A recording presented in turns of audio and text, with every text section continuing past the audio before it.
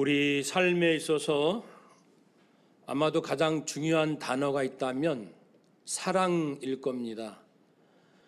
사랑을 알기 위하여 우리는 늘 몸부림치며 노력하고 있습니다.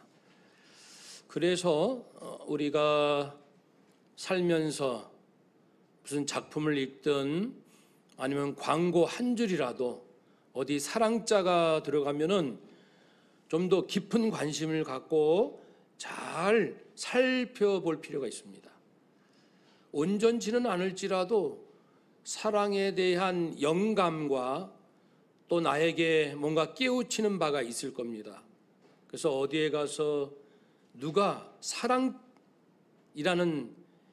말만 또는 그런 글만 보면은 우리가 마음을 좀 새롭게 할 필요가 있는데요. 특별히 성경도 그러합니다. 성경 읽을 때 사랑이라는 단어가 나오면 물론 인간의 사랑을 의미하는 것도 있고 하나님 사랑, 예수님, 성령님의 사랑, 사도들의 사랑, 또 성도 간의 사랑 많이 등장할 겁니다. 어쨌든 사랑이라는 단어만 나오면은 특별히 성경은 하나님의 말씀이니까 잘 살피고 또 살필 필요가 있습니다. 왜냐하면 우리의 우리의 존재의 그 본질은 영혼인데 영혼을 가장 강건하게 하는 것이 사랑이기 때문에 그렇지요. 하나님은 사랑이시라 위대한 선포입니다. 하나님은 무엇이시다 많은 표현이 가능하지만 사랑이시다 이 말보다 더 위대한 표현이 있을까요? 그래서 이 사랑에 대하여 우리는 다 안 것 같았는데 또 살다 보면은 내가 제대로 사랑한 것 같지 않고 우리가 서로 사랑한다고 말은 하는데 뭔가가 부족한 것 같은 그런 것들 계속 경험하지요. 그것이 우리가 온전한 사랑을 깨달아가는 과정에 있는 일들이라 보여집니다. 예수님께서 부활 승천하시고 성령님께서 강림하셨잖아요. 성령 강림으로 성도들이 성령을 받고 교회가 탄생합니다. 성령은 많은 은사와 재능을 성도들에게 부어주시잖아요. 그런데 이제 교회마다 특징이 있습니다. 그것이 성령이 만드신 특징이라기보다도 교회를 구성하는 그 성도들의 그 당시의 특징이라 할 수 있습니다. 분명히 당산동 교회 성도들은 다른 교회 성도와는 다른 뭔가의 그 특징이 있을 거예요. 그것이 좋다 나쁘다 이런 걸 떠나서 분명히 있을 거예요. 우리는 우리 안에 있으니까 잘 모르지만 이제 새 신자께서 우리 교회 등록해서 이렇게 보니까 내가 다른 교회 한 20년 있다가 이 교회 왔는데 우리 교회의 좋은 점은 이런 것이고 당산동교회의 좀 부족한 점이 이런 것이다 보이거든요. 우리는 보이지 않아요. 이 안에 깊이 있기 때문에. 그런 것처럼 바울은 이 사랑에 관해서 특별히 두 교회를 비교하며 우리에게 보여주십니다. 한 교회는 고린도 교회입니다. 고린도 교회는 은사와 재능이 특출났어요. 많은 다양한 능력들을 받은 그러니까 영적인 성령의 권능이 충만한 성도들이 많았습니다. 대단하죠. 그런데 바울이 보니까 가장 중요한 사랑이 결여되어 있습니다. 부족한 거예요. 그래서 바울은 고린도 교회에 내가 제일 좋은 걸 알려드릴게요. 제일 좋은 걸 가르쳐 드릴게요. 그랬습니다. 그것은 여러분들이 많은 능력이 있긴 있는데 제일 중요한 것을 놓치고 있다. 이런 따끔한 말씀이기도 하지요. 그래서 고린도전서 13장을 쓰게 됐죠. 그러니까 우리가 사람의 방언과 천사의 말을 하고 예언하는 능력이 있고 모든 비밀과 지식을 알고 산을 옮길 만한 믿음이 있고 내게 있는 모든 것으로 어려운 이웃을 위하여 구제하고 심지어 내 몸을 불사르게 내줄지라도 능력도 있어요. 말씀의 권능도 있어요. 믿음도 있어요. 구제도 있어요. 정말 이상적인 교회 같아요. 그런데 여러분, 그런 것이 아무리 많아도요, 사랑이 없으면 여러분에게는 아무 유익이 없습니다. 정말 한 방 얻어맞은 것처럼 이건 뭐지? 지금 그러면 우리가 제일 중요한 걸 놓치고 있단 말이야? 이러한 충격이죠. 그렇습니다. 영적 사랑의 본질이 무엇이며 사랑이 얼마나 탁월하고 중요한가, 이것을 고린도 교인들이 놓치고 있다 말씀을 하셨죠. 그래서 사랑은 오래 참고 사랑은 온유하며 시기자랑 교만하지 않는데, 당신들은 능력은 많은데 서로 싸우고 서로 높아지고 서로 교만하니 이게 무슨 교회입니까? 그런 능력 아무리 있으면 뭐예요? 사랑이 없는 걸. 그런 말씀을 했고요. 반대로 오늘 본문 등장하는 빌립보 교회는 사랑이 많아요. 인정도 많고 마음도 따뜻하고, 그런데 바울이 보니까 지식이 부족한 거예요. 즉 열정과 사랑은 있는데 뭔가 방향이 좀 잘못된 듯한, 즉 하나님을 향한, 하나님에 대한 올바른 지식이 부족한 것을 깨닫고 이 부분을 말씀하고 있습니다. 그래서 성도님들을 위하여 내가 이렇게 기도할 거예요 라고 하면서 기도를 하는데, 근데 어떤 마음으로 왜 이런 기도를 하는가에 대해서는 8절입니다. 내가 예수 그리스도의 심장으로 여러분 얼마나 사모하는지 아십니까? 그리스도의 심장으로. 나 바울의 인간적인 심장 말고 그리스도의 심장, 그리스도의 마음이라는 뜻이에요.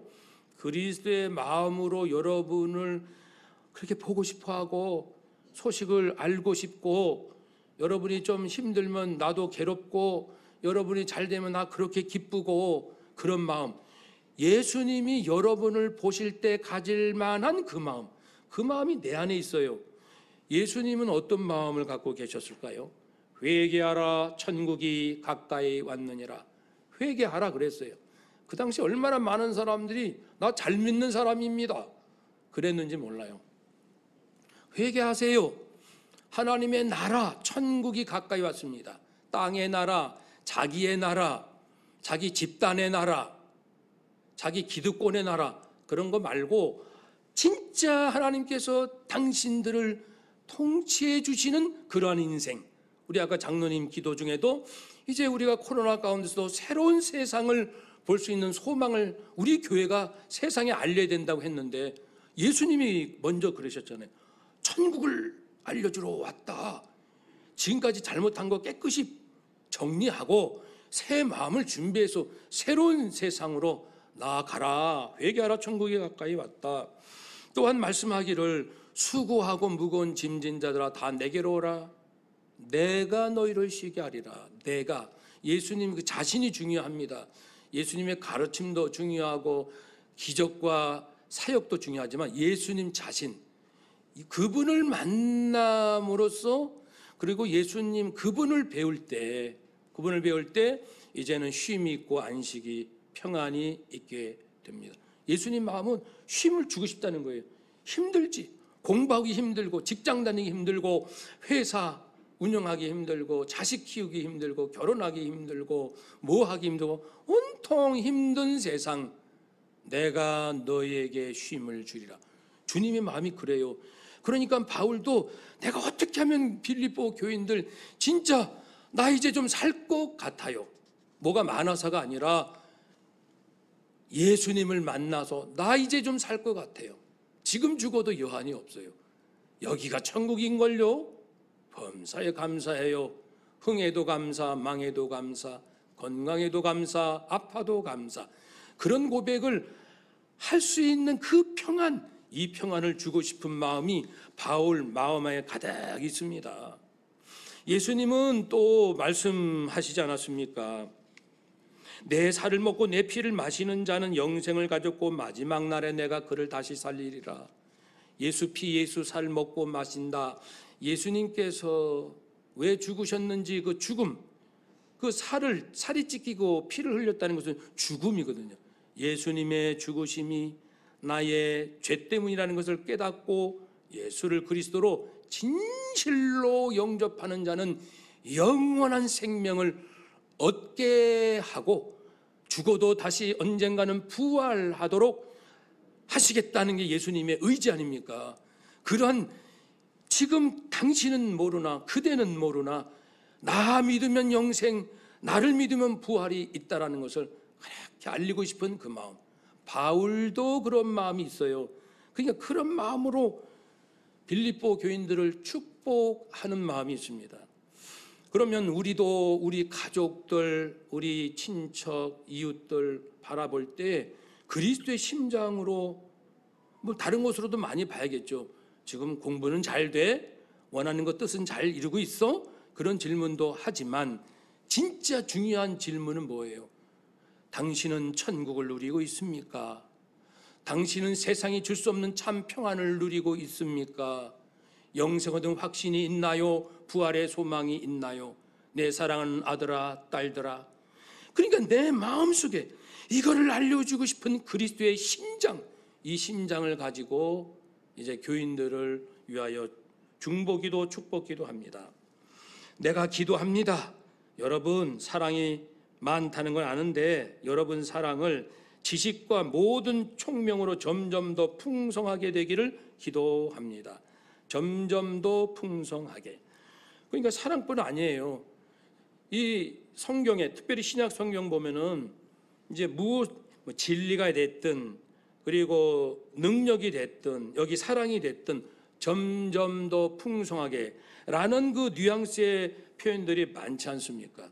그래서 에베소 4장 13절에 한마디로 압축하면 온전한 사람, 그리스도의 장성한 분량이 충만한 데까지 이른 사람, 즉 그리스도의 완전하심에 도달하는 사람, 그리스도로 말미암아 온전히 충만한 상태를 이룬 사람, 그 목표를 제시하고 있습니다. 이 사랑도 점점 풍성해져서 그리스도의 사랑에까지, 지혜도 지혜를 모아서 그리스도의 지혜에 이르기까지, 겸손과 온유도 그리스도의 온유하심에 도달하기까지 점점 더 풍성하기를 축복하고 있습니다. 이런 욕심은 좋은 욕심이잖아요.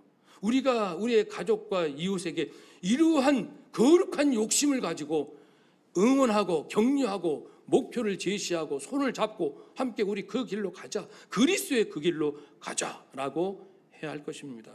그래서 풍성이 무엇이요? 사랑이 어떻게요? 지식과 모든 총명을 더해서 보충이 돼서 함께 더하여, 지식이란 하나님에 대한 지식을 말합니다. 총명이란 악한 것, 선한 것, 중요한 것과 중요하지 않는 것을 분별하는 분별심을 말합니다. 그러니까 이 분별은 하나님의 지식에서 나오니까 성도님 여러분 마음도 따뜻하고 사랑도 많다는 거 아는데 하나님을 더 깊이 아시기 바랍니다. 더 깊이, 더 제대로, 더 온전히, 더 통전적으로, 더 균형 있게 하나님을 잘 알아가십시오. 그래야 하나님의 기준으로 선과 악을 구별하고 중요한 것과 좀 더 덜 중요한 것을 분별하지 않겠습니까? 지금 세상 돌아가는 것을 볼 때 사람들은 정말 예수님 오실 날이 가깝다, 뭔가 참 안 좋다라는 얘기는 아마 거의 할 겁니다. 저도 그런 고민이 있죠. 사람들은 궁금해합니다. 예수님 오실 날이 가깝다고 하는데 10년? 10년은 아닌 것 같아. 그러면 30년? 글쎄 30년, 50년? 100년? 아니에요. 100년까지는 안 갈걸요? 제가 이제 주변에 사람들한테 재미삼아 물어봅니다. 주님 언제 오실 것 같아요? 100년. 100년까지는 분명히 아닐 거예요. 예. 뭐 사람마다 이제 느낌이 이제 있지만 우리는 언제일지는 알 수 없어요. 근데 만약에요, 지금 내 자녀가 20살이에요. 만약에 예수님이 앞으로 30년 후에 온다고 합시다. 예를 들어 말입니다. 그러면 지금 20살인데 앞으로 50살이 될 거 아닙니까? 주님 오실 때 되면.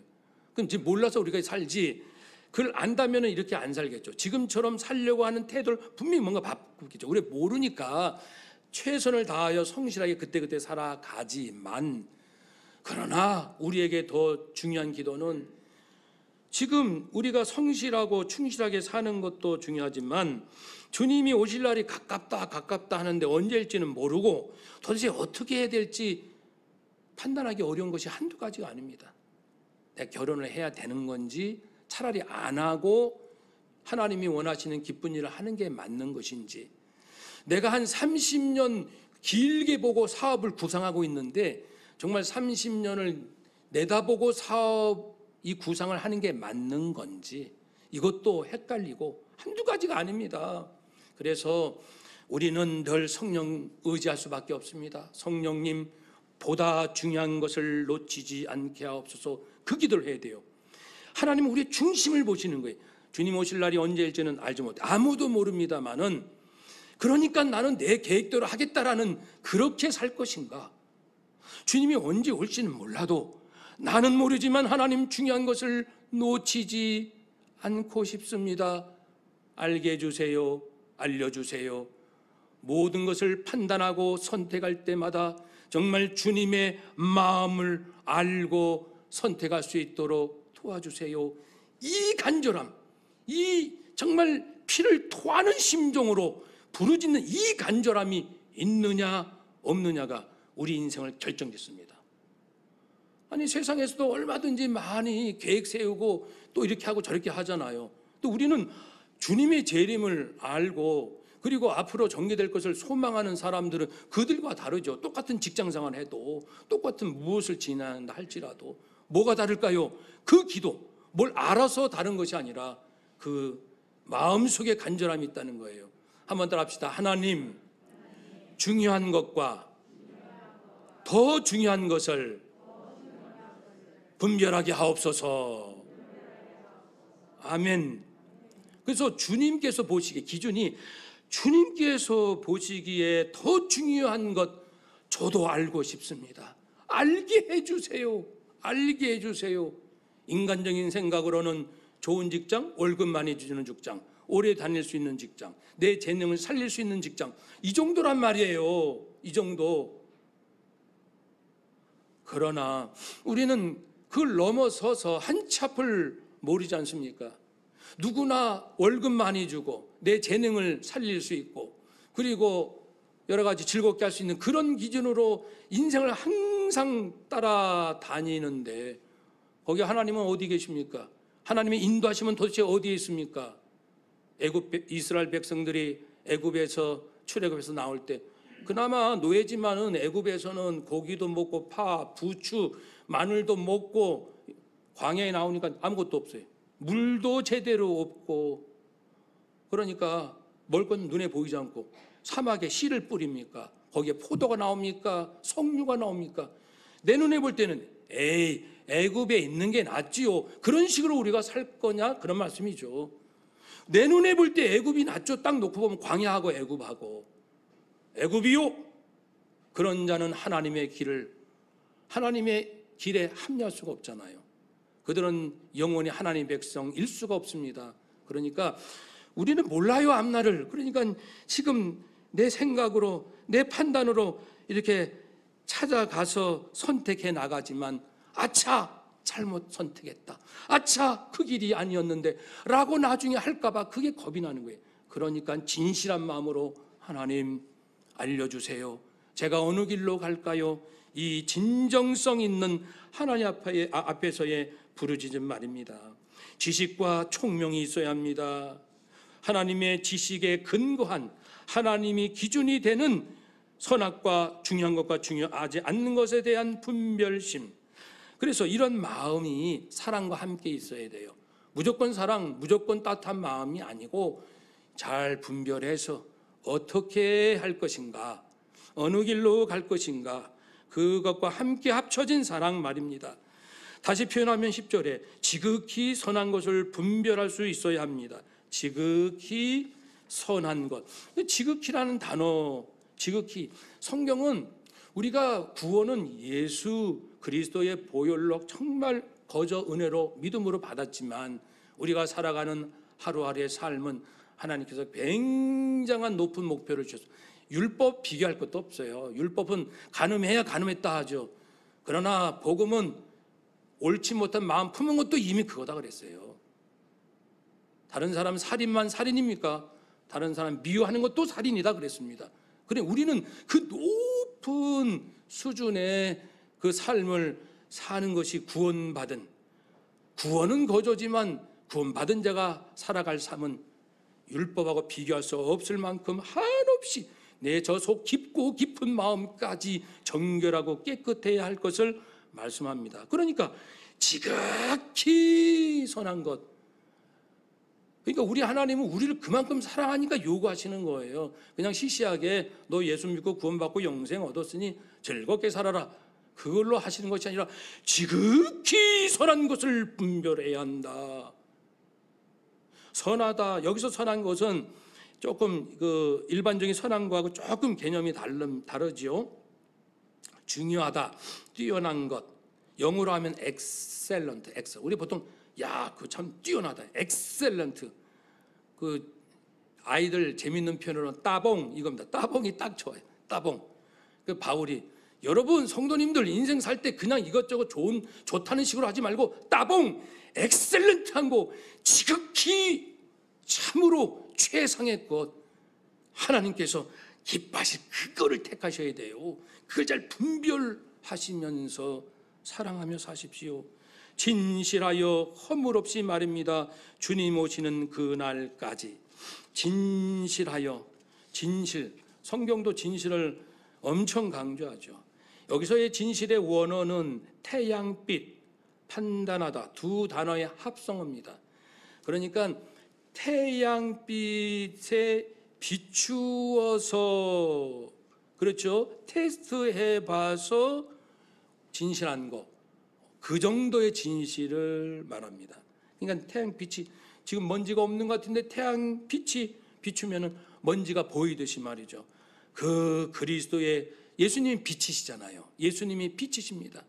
빛이신 예수 그리스도께서 내 안에 충만히 거하셔서 사람은 모르는 내 안에 있는 모든 구석구석까지 주님께서 다 보셔도 야, 너 참 예쁘다, 착하다, 선하구나 라고 인정하실 그 진실함, 허물 없이, 손상됨이 없이.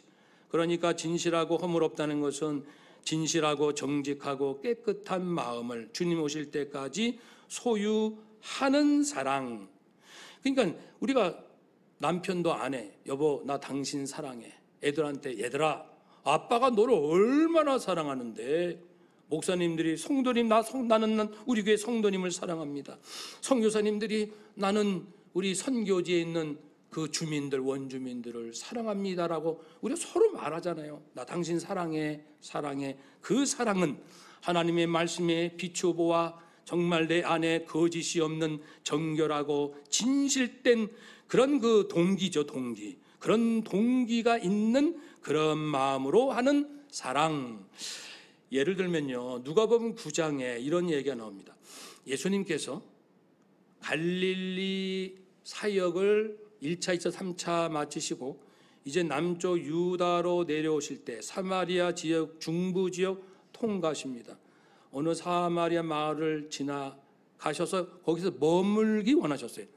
그런데 사마리아 그 동네 마을 사람들이 예수라는 사람이 예루살렘에 갈 거라고, 그러면은 재워줄 수 없어, 머물 수 없어요. 머물지 못하게 완강하게 그러는 거예요.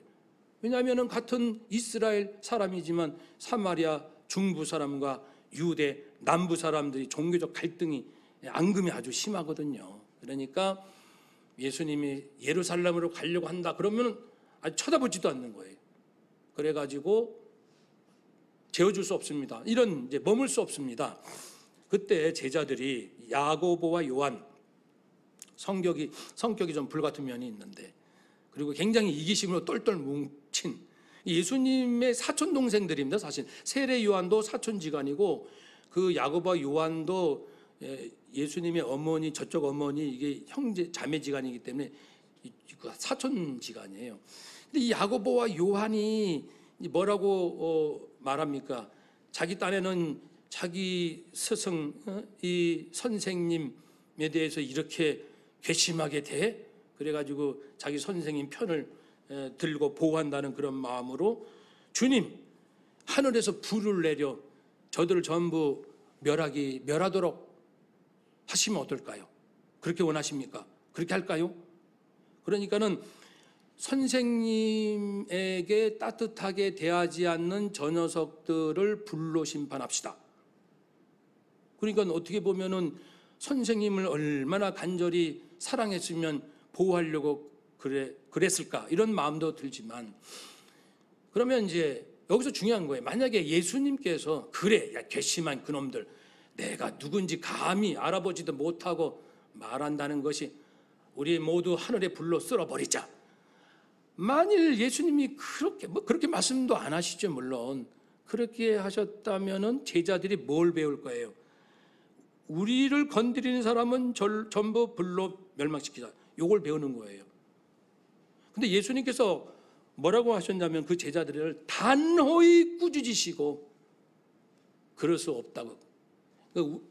야고보 요한 마음속에 겉으로는 선생님을 사랑한 것 같으나 그 속은 그 누군가를 증오하고 보복하려는 마음, 그 마음은 사랑이 아니다.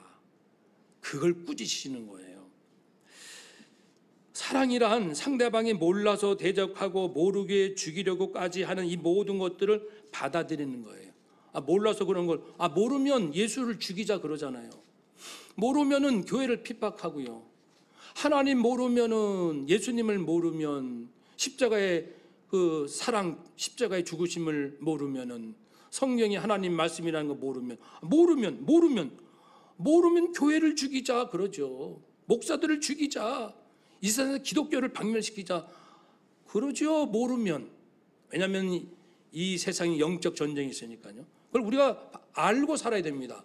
하나님을 모르는 자는 하나님을 대적하고 그리스도를 모르는 자는 교회를 핍박할 수 있다. 없다? 있다. 예수님은 그걸 아시는 거예요. 모르면 그럴 수 있지. 그러니까 그들을 저주해서는 안 된다. 그들도 구원의 대상. 오늘 아까 읽은 교동문에도 있잖아요. 예수님이 심판하러 오신 것이 아니라 죄인들을 불러 구원하시기 위하러 오셨지, 심판하실 것 같으면 왜 오십니까? 하나님께서 그냥 온 이 80억의 인류 한순간에 다 멸망시킬 수 있는데요. 예수님 오실 것도 없어요. 심판하시려면. 구원하시려고 하니까 아들 예수께서 오셔서 죄도 없으신데 모든 저주, 사망, 형벌을 받으시지 않았습니까? 구원하시려고. 그럼 구원받은 우리가 이제 만나는 사람 왜 만납니까? 심판하려고 만나요? 그 사람 죽이려고 만납니까? 우리가? 그럼 죽여서 뭘 얻자고? 뭐가 이렇게 우리에게 유익이 될까요? 내가 죽었던 내 인생 예수 피로 구원받았다면 모르는 우리의 가족, 친척들, 내 눈에는 당신 구원받아야 됩니다. 영원한 생명이 있답니다. 그거를 전하고 싶은 간절한 마음, 예수님처럼 말이죠. 그런 마음이 가득하지 않겠습니까?